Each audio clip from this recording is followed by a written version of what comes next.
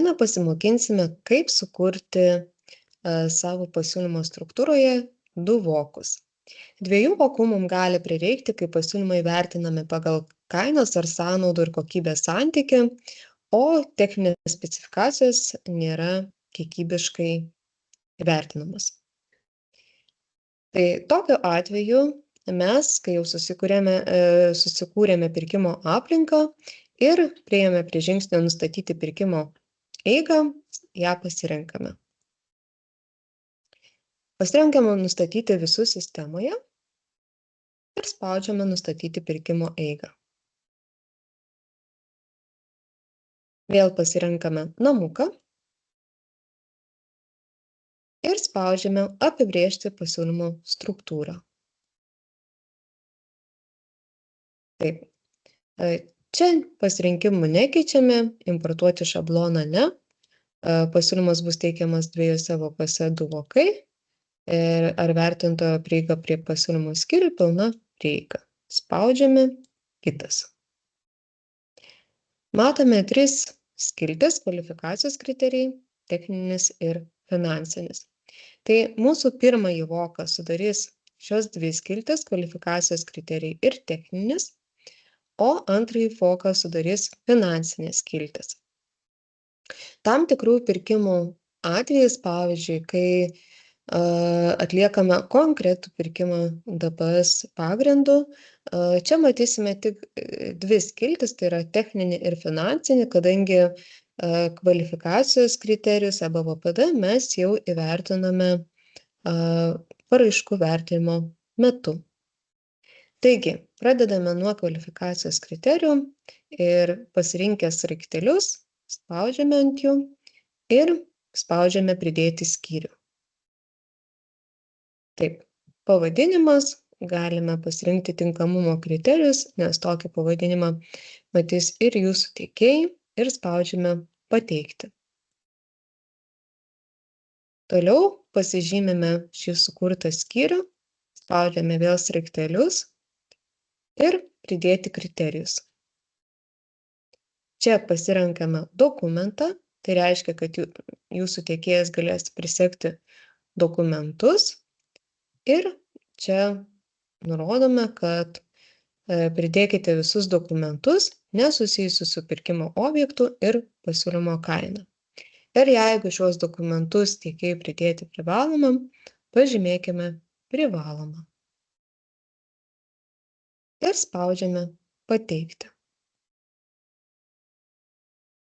Toliau galime pasitikrinti, ar mūsų kriterijai susikūrė.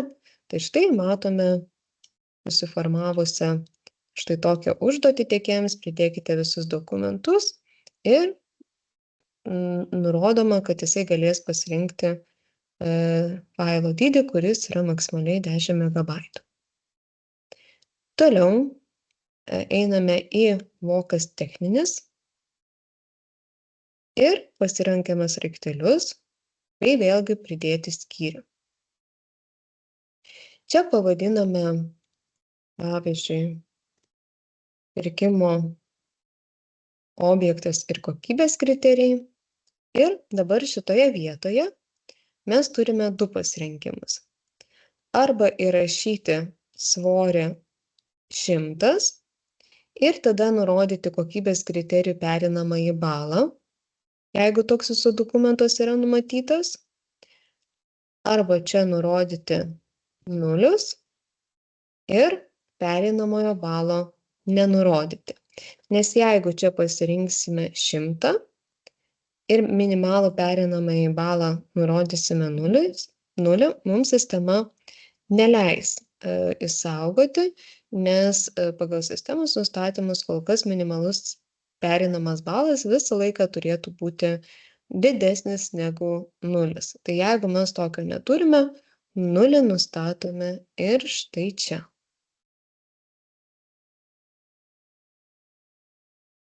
Toliau pažymime mūsų sukurtą skiltį ir spaudžiame pridėti kriterijus. Vėl pasirenkame dokumentą, tai reiškia, kad mūsų kriterijams tiekėjas galės pridėti dokumentus ir čia galime nurodyti, kad pridėkite techninę specifikaciją ir kokybės kriterijus pagrindžiančius dokumentus. Jeigu šiuos dokumentus pridėti privaloma, spaudžiame mygtuką privaloma ir spaudžiame pateikti. Toliau nurodome voko svorį. Voko svoris, pavyzdžiui, 60. Tai reiškia, kad mūsų visiems kokybiniam kriterijam numatytas ginamasis svoris 60. Ir jį užfiksuojame paspaudę štai šią varnelę. Einame į finansinį voką ir matome, kad automatiškai šitame voke atsidūrė 40, kadangi šitame voke yra 60, bendra lyginamųjų svorių suma turi būti 100. Spaudžiame ant sraigtelio, spaudžiame pridėti skyrių, galime jį pavadinti pasiūlymo kainą ir pateikti. Pasižymime pasiūlymo kainą, spaudžiame ir nurodome įterpti finansinius kriterijus. Čia galime nurodyti pasiūlymo kainą eurais su PVM ir pažymėti privalomą tam, kad aktyvuotųsi mūsų kitas laukelis privalomas priedas. Tai yra, teikėjas turės tiek įrašyti savo pasiūlymo kainą eurais su PVM pasiūlymo lange, tiek pridėti tą pasiūlymo kainą detalizuojančius dokumentus. Ir spaudžiame pateikti. Taip, visas skiltis užpildėme, pabandykime patvirtinti ir pasižiūrėti, ar viską užpildėme teisingai. Matome, pasiūlymo struktūra sėkmingai patvirtinta. Ką dar noriu pažymėti, kad ateityje, kai jau išmoksime naudotis pilnai sistema, čia įskleidę mes galime detalizuoti visus kokybės vertinimo kriterijus ir jiem nurodyti svorius. Tai tokiu atveju jų detalizuotų svorių suma turi sutapti su šiuo nurodytu svoriu. Tai pavyzdžiui, jeigu mes paspausime ant kokybės kriterijų ir pridėsime dar vieną kriterijų,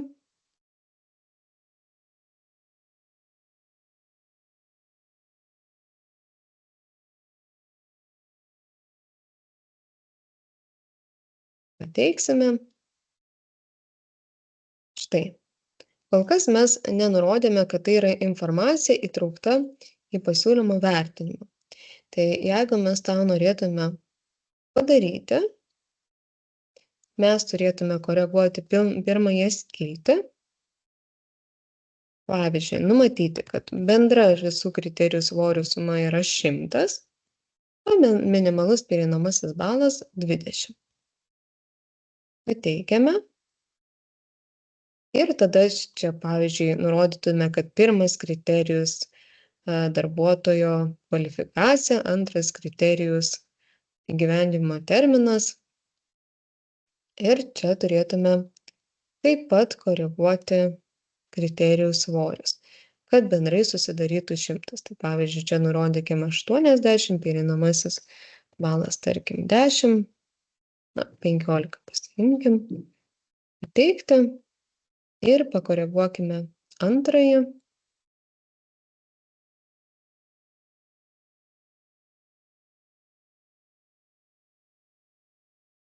Nurodydami, kad jo 20, ir pereinamasis, tarkim, 5. Štai turim, galim pabandyti patvirtinti. Matome, sėkmingai pasitvirtino. Tai kaip ir minėjau, čia turi būti arba 100, arba 0, jeigu mes neturim pereinamojo balo. Ir tada apačioje, jeigu jau vardiname kriterijus, jų bendra svorių suma turi sudaryti 100.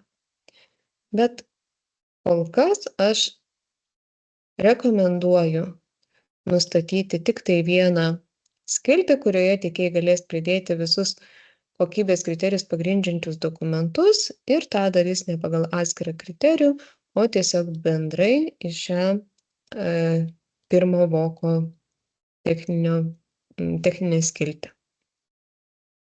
Tai išsaugome kaip galutinį.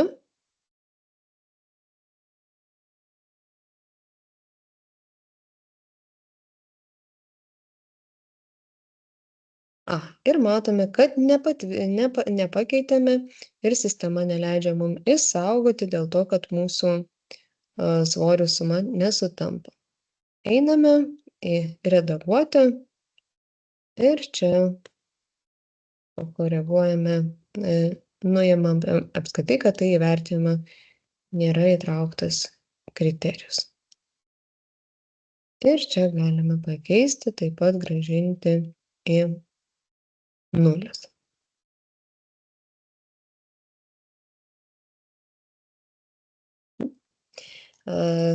Toliau, jeigu norėtume išsaugoti kaip galutinę, spaustume išsaugoti kaip galutinę, bet prieš saugant noriu dar parodyti jums porą tokių palengvinančių darbą dalykų. Tai vienas iš jų, kad mes tiek techninį, tiek finansinį voką galime eksportuoti. Tai, pavyzdžiui, pasirenkame eksportuoti kaip XML failą. Jis parsisiunčia į mūsų parsisiųstus dokumentus ir, tarkime, mes šitos skilties dar nebūtume sukūrę. Ką mes darytumėme? Jeigu mūsų tas techninis vokas sutampa su parsisiųstu dokumentu, mes pasirenkame importas iš XML matricos, pasirenkame dokumentą ir spaudžiame įkelti dokumentą. Ir matome, turime identišką skiltį, kokią jau buvome suformavę. Tai tą galima padaryti su techniniu ir finansiniu voku, deja kvalifikacijos kriterijams, tai skilčiai neveikia šitas funkcionalumas. Ką dar norėčiau pastebėti, tai spaudžiame kaip galutinis.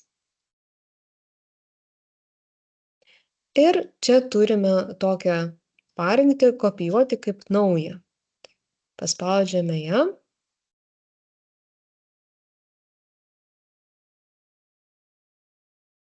Ir matome, kad nusikopijavo lygiai toks pats pirkimas, kaip buvome sukūrę, tik tai su kitokiu pirkimo numeriu. Spaudžiame baigti pirkimo informaciją ir pakoreguojame, kad tai yra kitoks pirkimo pavadinimas. Jeigu reikia dar kažkokius kitus parametrus, išsaugome pakeitimus.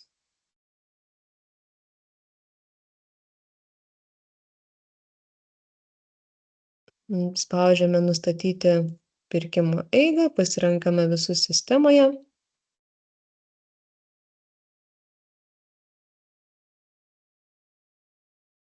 Taip. Ir toliau apibrėžti pasiūlymo struktūrą, spaudžiame kitas ir matome, kad pasiūlymo forma nusikopijavo į šį pirkimą lygiai tokia pati, kokia buvo ir ankstesniajame pirkime. Tiesa, jeigu nesutaps tam tikra pirkimo informacija, tai yra kiek iki kelias dalys jūs skaidote savo pirkimą, tai nebebus galima kopijuoti tokios pačios struktūros. Turėtumėte ją kurti iš naujo. Tai tas kopijuoti pirkimo funkcionalumas veikia tokiu atveju, jeigu jūsų pirkimo struktūra pilnai sutampa su buvusiu. Čia jau pirkimą, tam tikrą informaciją galite koreguoti, pavyzdžiui, techninio ir finansinio lyginamojo svorio tos koeficientus. Ir vėlgi saugome kaip galutinį. Ką dar noriu jums parodyti, kaip pirkimo eiga kūrėsi, kaip pirkimas skaidomas į dalis. Tai vėlgi pasirenkame nustatyti pirkimo eigą, nustatyti visus sistemoje, nustatome, grįžtame į namuką ir pasirenkame užduotį apibrėžti pasiūlymo struktūrą. Ją paspaudžiame, spaudžiame kitas ir matome, kad viena bendra skiltis yra kvalifikacijos kriterijai, o techninis ir finansinis vokas jau bus skaidomas į dalis. Tai yra, pasirinkus pirmą dalį, techninis ir finansinis vokas susigeneruoja atskirai. Tai susikurkime bendrą skiltį kvalifikacijos.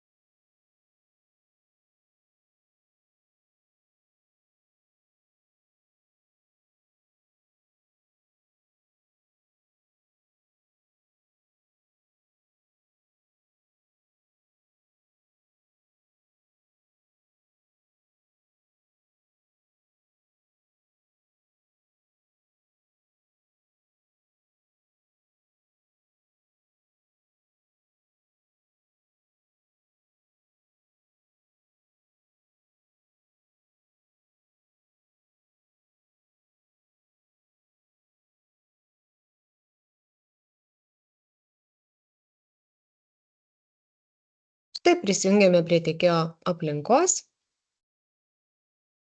ir pabandykime pateikti pirmą pasiūlymą pirkime, kuris neskaidomas į dalis. Tiekėjas pasirenka tą pirkimą, eina į meniu skiltį rodyti pirkimo meniu ir pasiūlymas. Kartais jisai gali išreikšti susidomėjimą pirkimu, tai tą gali padaryti skelbiamuose pirkimuose. Mes vykdome neskelbiamą apklausą, dėl to šiuo metu išreikšti susidomėjimo pirkimu nėra galimybės. Tai spaudžiame pasiūlymas ir sukurti pasiūlymą sistemoje.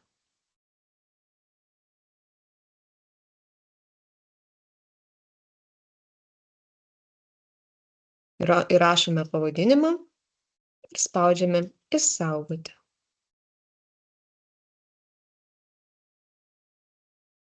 Kad tiekėjas galėtų redaguoti pasiūlymo pateikimo aplinką, jisai turi pasirinkti čia raudoną pieštuką ir paspausti redaguoti. Toliau einame į dokumentų biblioteką ir įsikeliame visus failus, kuriuos norėsime pateikti šiame pirkime. Pasirinkę dokumentus spaudžiame įkelti. Štai matome, susikėlė tam tikra dokumentų biblioteka ir grįžtame į skiltį tinkamumo kriterijai. Pasirenkame dokumento ikonėlę ir matome, kad tiekėjas mato tokią užduotį, kokią sukūrėme, tai yra pridėti visus dokumentus nesusijusius su pirkimo objektu ir pasiūlymo kaina. Spaudžiant šitos ikonos, pasirenka norimus pridėti dokumentus, pavyzdžiui, kvalifikacijos reikalavimai ir spaudžia išsaugoti. Štai dokumentas išsikėlė. Toliau einame į techninį voką, pasirenkame norimus dokumentus. Vėlgi matome, kad tiekėjas mato tokią užduotį, kokią suformulavome. Pasirenkame, ir pavyzdžiui, pridėkime 2 dokumentus. Spaudžiame išsaugoti. Ir paskutinis vokas. Čia jisai turi rašyti savo pasiūlymo kainą.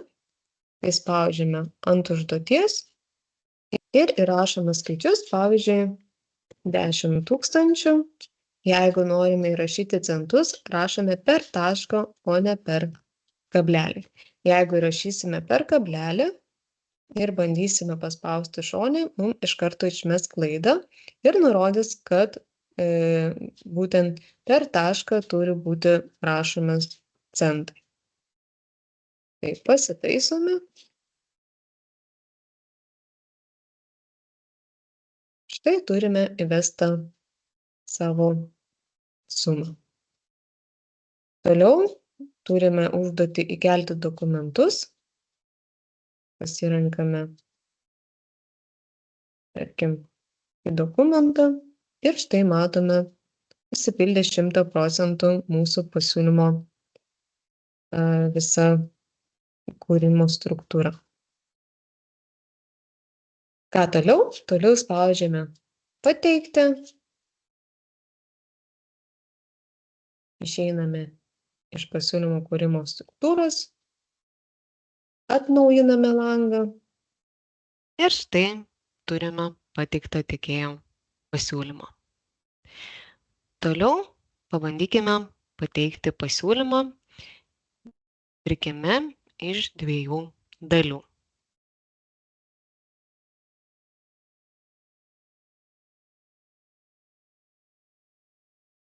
Pasirinkę atitinkamą pirkimą, tiekėjas spaudžia rodyti pirkimo meniu, pasiūlymas ir priimti ir patvirtinti visus pirmiau nurodytus veiksmus. Einame į sukurti pasiūlymą sistemoje ir priešingai negu ankstesniame pirkime mes matome papildomus pasirinkimus, tai yra į kurias pirkimo dalis mes norime teikti pasiūlymus. Tai galim pažymėti į abi, galim pažymėti tik tai į vieną. Pasirenkame abi 2 dalis. Spaudžiame redagavimo pieštuką ir pasirenkame redaguoti. Vėl nueiname į dokumentų biblioteką, susikeliame reikalingus dokumentus, juos pasirenkame ir spaudžiame mygtuką įkelti. Grįžtame į tinkamumo kriterijų aplinką ir ją užpildome. Tai yra, pasirenkame, kokius dokumentus mes norime joje įkelti.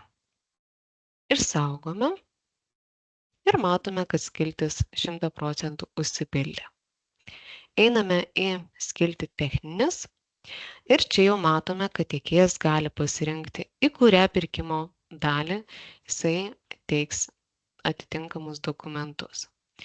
Tai pirmoji dalis ir pasirinkime, kurios dokumentus norime teikti į šią skiltį. Išsaugome ir matome, kad tik tai 50% užsipildė. Ką tai reiškia, kad mes pasirenkame ir antrą dalį ir joje taip pat įkeliame tai daliai reikalingus dokumentus. Išsaugoti. Toliau einame į finansinį voką ir esame antroje dalyje, sugrįžtame į pirmą, pasirenkame ant šauktuko ir užpildome pasiūlymo kainą. Primenam, kad pasiūlymo kainą turime vesti per tašką, jeigu norime nurodyti ir centus.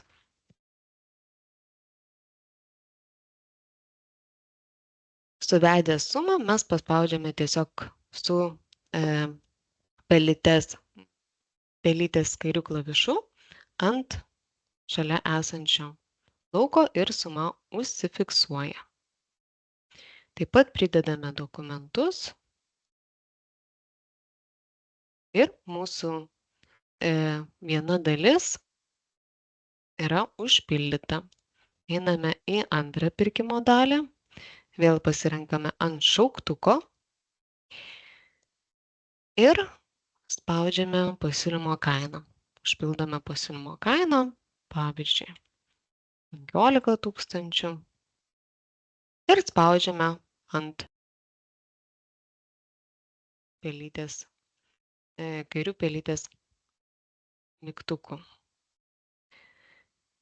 Ir vėlgi matome, kad dar nėra pilnai užpildyta, mums trūksta dokumento. Spaudžiame išsaugoti ir štai pilnai mūsų pasiūlymas yra užpildytas. Įsitikinę, kad viską užpildėme teisingai, spaudžiame pateikti.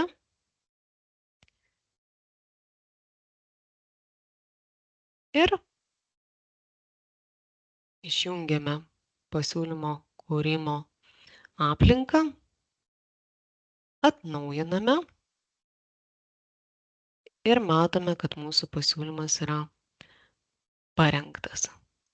Jeigu norime peržiūrėti, pažymime ir spaudžiame peržiūrėti. Ir galime pasitikrinti, kokius dokumentus esame kiekvienoje skiltyje prikabinę ir kokią informaciją kiekvienoje skiltyje esame užpildę. Čia yra ir pasiūlymo kaina, ir pridėti dokumentai. Tai štai pateikėme pasiūlymus iš tiekėjo pusės, toliau pasižiūrėsime, kaip juos reikėtų įvertinti. Su pasiūlymų pateikimo terminas ir primenu, kad susipažinti su pasiūlymais ir tą užduotį matyti prie visų užduočių, kurie yra pasirinkus mygtuką, galėsite tik tai po pusvalandžio pasibaigus pasiūlymo pateikimo terminui. Taigi, pasirenkame užduotį susipažinti su pasiūlymais ir matome, kad turime du vokus. Atversime pirmą voką, pažymėjus visų tiekėjų pasiūlymus. Spaudžiame pateikti pasiūlymų sąrašą, dar kartą patikrinti ir vokai yra atverti. Grįžtame į namuką.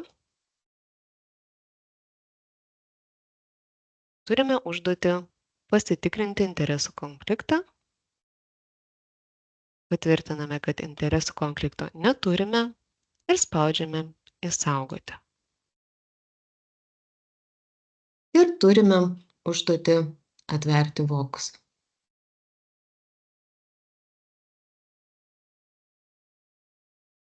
Tai čia daugiau techninė užduotis, kadangi jau susipažinimas su pasiūlymais įvyko ir tą galime padaryti pažymėjus mūsų skiltis, kurias norime atverti, tai tiek kvalifikacijos kriterijus, tiek techninis, kas sudaro pirmą voką ir spaudžiame perduoti vertintojui. Atkreipiu dėmesį, kad pažymėjus vieną skiltį pasižymi visų tiekėjų skiltis ir spaudžiame perduoti vertintojui.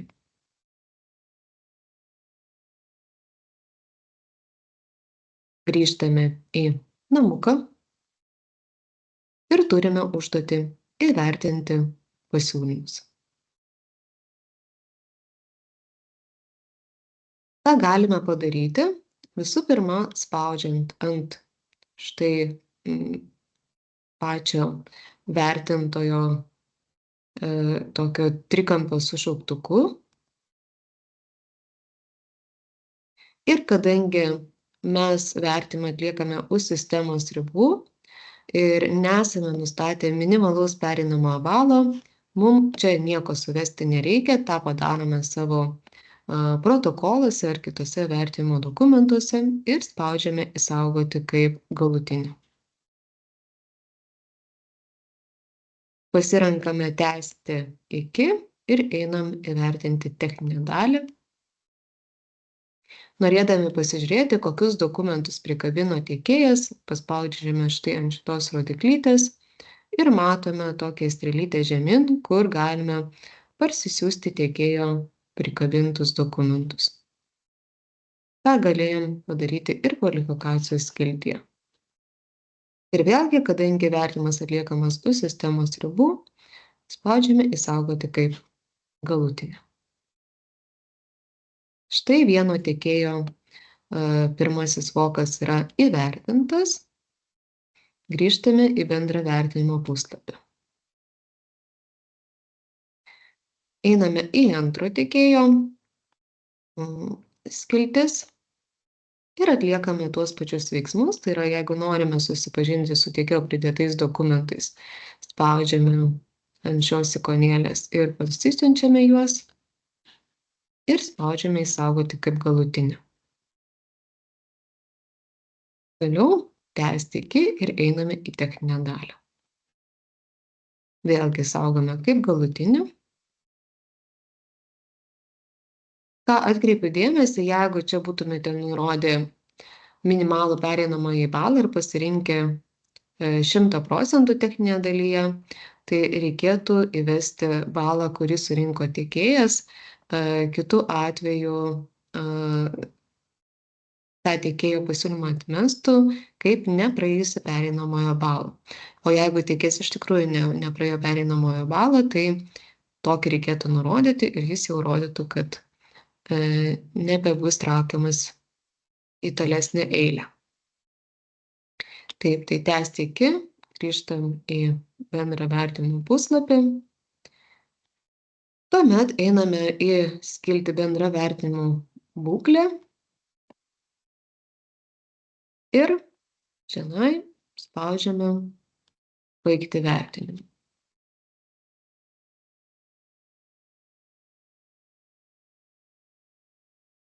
Einame į techninę dalį ir vėl spaudžiame Baigti vertinimą. Štai vienas tiekėjas yra įvertintas, grįžtame atgal ir tą patį padarome su kitu tiekėju. Spaudžiame Baigti vertinimą. Einame į techninę dalį, Baigti vertinimą ir viskas. Turime užduotį sukurti vertinimo ataskaitą. tą pačią užduotį galime surasti ir paspaudę ant namuko. Tai spaudžiame užduotį sukurti vertinimo ataskaitą. Čia galite pasižiūrėti visą pirkimo eigą ją parsisiuntus, pažymime, patvirtiname ir spaudžiame patvirtinti. Toliau dar kartelį pažymime ir spaudžiame patvirtinti kaip galutinį variantą.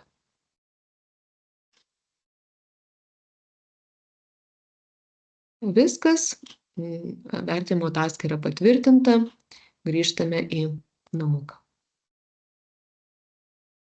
Turime užduotį pasiūlymų eilė prieš atidėjimo laikotarpį, spaudžiame šią užduotį ir jeigu viskas yra teisingai, nei vieno tiekėjo mums kol kas atmesti nereikia vertinus pirmus vokus, spaudžiame išsaugoti. Jeigu kažkuris tiekėjas vis dėlto toliau nebetęsia pirkimo procedūrų, mes jį atmetame, turėtume čia nuimti varnelį. Spaudžiame išsaugoti. Grįžtame į namuką ir turime užduotį paskelbti vertinimo rezultatus. Šitoje vietoje mes rekomenduojame šitą užduotį praleisti, o tiekėjams apie techninis vertinimo rezultatus pranešti per susirašinėjimo priemones. Ta galite padaryti per rodyti pirkimo meniu ir susirašinėjimas. Spaudžiame tęsti nesiunčiant pranešimų. Namuką įjungus matysite, kad nebėra šitoje užduočių sąraše to pirkimo. Dėl ko? Dėl to, kad prasidėjo atidėjimo terminas. Ir nors tai yra pirmas vokas, realiai sistema tarsi parodo, kad rekomenduoja išlaukti terminą dėl tam tikrų sprendimų. Pavyzdžiui, jeigu jūs atmetėte tiekėjus, kad perėjus ir atplėšus antrą voką, sakykime, jau nebegalėsite keisti savo sprendimų. Tai jeigu vis dėlto nuspręsite neišlaukti tiekėjų apskundimo termino, einate į mano pirkimų sąrašą, pasirenkate savo pirkimą ir spaudžiate netaikyti atidėjimo termino. Sistemiškai nustatyta, kad atidėjimo terminas yra 14 dienų, bet kaip minėta, jūs bet kuriam laikotarpiu suėjus jį galite nutraukti. Tai pavyzdžiui, jeigu pas jūs supaprastintas pirkimas ir tą sprendimą gali apskųsti per 5 darbo dienas, tai tokiu atveju spaudžiate netaikyti atidėjimo termino išlaukus 5 darbo dienas.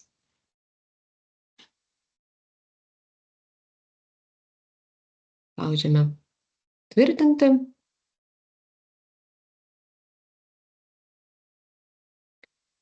Ir grįžtame į namuką. Turime užduotį pasiūlymų eilė po atidėjimo termino pabaigos. Nesupraskim šios užduoties taip tiesmukai, kad jau formuojame pasiūlymo eilę, kadangi žinome, kad pasiūlymo eilė yra formuojama jau įvertinus visus pasiūlymus. Tai ir pirmus vokus, ir antrus, tai šitoje vietoje tiesiog sisteminė užduotis. Tai yra patvirtinti, kad tikrai niekas nesikeitė ir abudu tiekėjai tęsia tą pirkimo procedūrą. Tai jeigu viskas tvarkoje, spaudžiame išsaugoti. Jeigu vis dėlto kažkas tai keičiasi, mes galime atmesti ir prašyti pakartotinio įvertinimo. Tai tokiu atveju mes grįžime į pačią pradinę stadiją. Spaudžiame išsaugoti ir matome, kad baigėme pirmojo pasiūlymo voko vertinimą. Toliau grįžtame į namuką ir spaudžiame susipažinti su pasiūlymais. Vėl pateikiame pasiūlymų sąrašą, tai yra jau antrų vokų, ir spaudžiame pateikti pasiūlymų sąrašą. Dar kartą patikrinkite ir toliau einame į namuką. Spaudžiame atverti vokus,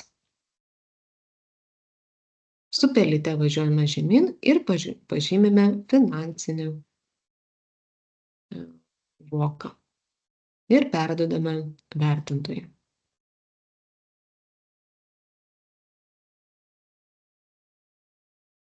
Toliau einame į namuką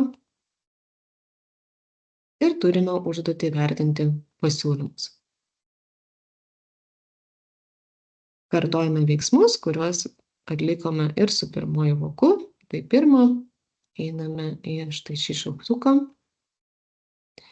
ir matome čia įsiskleidę teikėjo prisegtus finansinius dokumentus ir pasiūlytą bendrą kainą. Išsaugome kaip galutinį. Grįžtame į bendrą vertinimo puslapį ir tą patį atliekame su kitu tiekėju. Išsaugome kaip galutinį ir grįžtame į bendrą vertinimo puslapį. Einame patvirtinti, spaudžiame baigti vertinimą,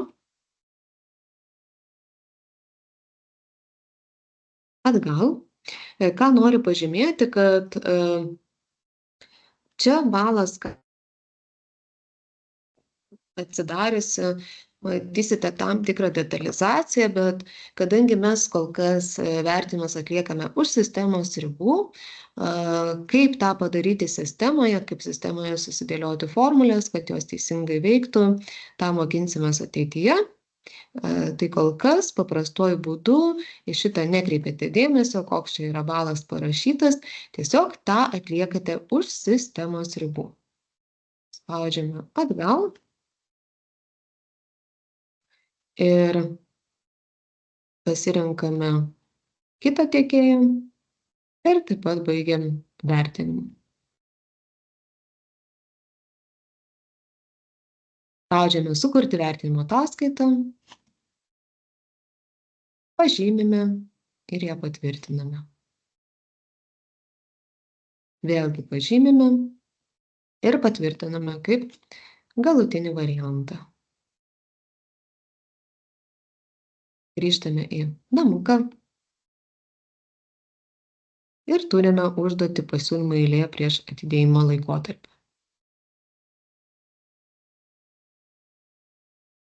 Vėlgi, jeigu kažkuris tai tiekėjas turėtų būti atmestas, nuimame varnelę. Spaudžiame išsaugoti ir grįžtame į namuką. Turime užduotį paskelbti vertimo rezultatus. Pranešame per susirašinėjimo priemones, o šitą užduotį praleidžiam, pažymint tęsti nesiunčiant pranešimų. Turime vėlgi pradėti atidėjimo taikymo laikotarpį. Tai atkreipsiu dėmesį, kad jis yra 14 kalendorinių dienų, jūs pasiskaičiuojate ir nutraukite anksčiau, jeigu tą matote atlikti reikalinga. Tai demonstravimo tikslais aš nutrauksiu atidėjimo terminą, nors jau esame įvertinę abu vokus ir jeigu tai būtų supaprastintas ar tarptautinės vertės pirkimas atidėjimo terminą mes turėtume išlaukti tik tai pagal atitinkamai atliekamą pirkimo procedūras. Spaudžiame patvirtinti ir turime pasiūlymų eilę po atidėjimo termino pabaigos. Taip, tai tokiu atveju mes vėlgi pažymime, jeigu kažkuris tai tiekėjas turėtų būti atmestas, jeigu ne, spaudžiame išsaugoti ir matome, kad pasiūlymo eilė sėkmingai patvirtinta. Grįžtame į namuką ir spaudžiame sudaryti sutartį. Čia informaciją pildome, kai realiai jau turime iš tiekėjo atsakymą, kad jisai sutinka sudaryti sutartį, tą komunikuojame su tiekėju per susirašinėjimo priemones. Jeigu vis dėlto laimėtojas yra kitas, tą galima koreguoti pasirinkus štai čia kitą tiekėją ir įvedant, jeigu reikalinga kažkokį tai pagrindimą, kodėl sprendimas keitėsi ir sutarties vertė, tai yra nurodoma su visais mokesčiais. Ir spaudžiame išsaugoti. Grįžtame į namuką ir turime užduotį įveskite laimėjusių tiekėjų atsakymus. Tai kadangi pažymėjom, kad liktai pasiūlėm tam tiekėjui sudaryti sutartį, tai turime pažymėti, ar tas tiekėjas jau sutiko sudaryti sutartį ir neatsisakė. Kitu atveju mes grįžtume ir pasirinktume kitą tiekėją. Tai jeigu jisai sutiko sudaryti sutartį, spaudžiame priimti ir pateikti. Toliau pildome įvesti duomenis apie sutartį ir šios duomenis suvedame. Turime dvi skiltis, tai planuojama pradžios data ir faktinė pradžios data. Tai jeigu planuojama pradžios datą, mes galime preliminariai pasakyti ją pažymime ir jeigu žinome, ir jeigu šitą skiltį pildome jau kai faktiškai prasidėjo, taip pat ją užpildome. Jeigu, sakykime, dar tik tai pasirašėme sutartį ir jinai vykdoma pagal užsakymus ir mes nežinome, kada teiksime pirmąjį užsakymą, tai pažymime preliminarią datą. Čia informacija nėra tiek reikšminga. Ir šią informaciją vėliau galėsime koreguoti. Spaudžiame išsaugoti sutartį.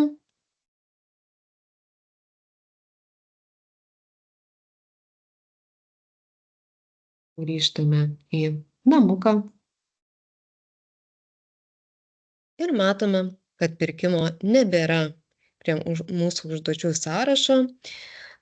Tam tikrų pirkimų atvejais matysite dar ir kitas užduotis, tai yra, kai skelbiami pirkimai, kad užpildyti skelbimą apie sutarties skyrimą, perkelti prie archyvų. Atkreipiu dėmesį, kad kai yra supaprastintas pirkimas, vis tiek jūsų prašys užpildyti skelbimą apie sutarties skyrimą, tai to daryti supaprastinto pirkimo atveju nereikia, tą darote tik tarptautinės pirkimo vertės atveju ir tą pirkimą paliksite čia kol kas užduočių sąraše.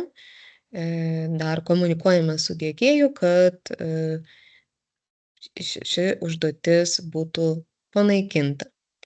O jūsų pirkimą jūs rasite prie savo pirkimų sąrašo ir taip pat galite surasti tarp savo sudarytų sutarčių.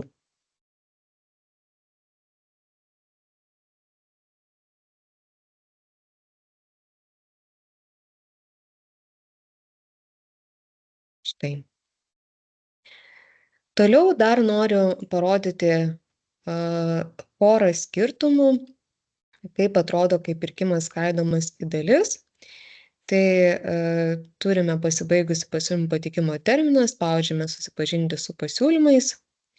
Pradinis veiksmas toks pat, pažymime visų tiekėjų pasiūlymus, su kuriais susipažįstame ir spaudžiame pateikti pasiūlymų sąrašą. Dar kartą patikriname. ir vokai yra atplėšti. Grįžtame į namuką.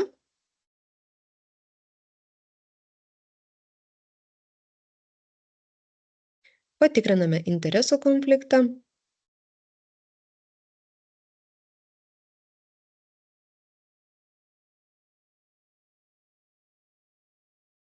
Ir turime užduotį atverti vokus. Kuo skiriasi šis langas nuo ankstesnio lango, tai kad matome, kad turime pirmą ir antrą dalis.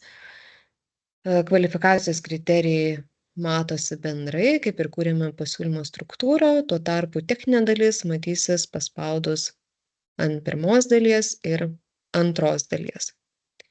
Ir taip naviguodami, tai yra pasirinkdami kvalifikacijos kriterijai, eidami į pirmą dalį pasirinkdami techninį voką, o to eidami į antrą dalį pasirinkdami techninį voką, visus juos perduodama vertintojui. Grįžtame į namuką, įvertinti pasiūlymus, pasirenkame kvalifikacijos kriterijus, spaudžiame kaip galutinį, įsaugome kaip galutinį, tęsime su techninė dalimi. Ir čia, šioje dalyje, kadangi pasirinkome minimalų pereinamąjį balą, mes jau turime pareigą suvesti, kad tiekėjas surinko daugiau negu minimalus pereinamasis balas procentų, kitu atveju jam degs plytą ir į tolimesnį etapą jisai nebus kviečiamas. Tai šio žingsnio jums nereikės atlikti, jeigu jūs nusirodite, kurdami pirkimo struktūrą, svorį 0 ir minimalų pereinamąjį balą 0. Jeigu jūs nusirodėte svorį 100 ir minimalų pereinamąjį balą tam tikrą dydį, turite pažymėti, kokį balą surinko tiekėjas. Ir saugome kaip galutinį.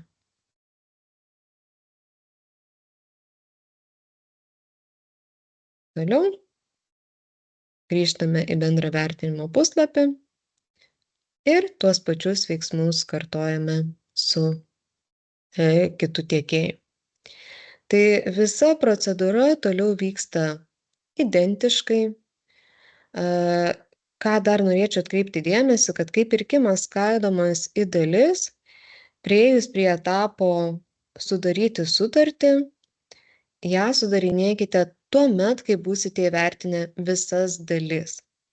Tai yra, kai pabaigsite visas dalis, jūs įvesite, ar visi tiekėjai sutinka sudaryti sutartį, nes tos informacijos atskirai nepavyks suvesti.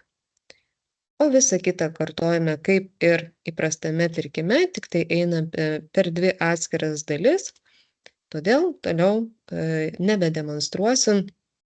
Tikiuosi, kad ši informacija padės sėkmingai sukurti pasiūlymo struktūrą, pateikti pasiūlymus ir juos įvertinti, ir linkiu sėkmingų pirkimų.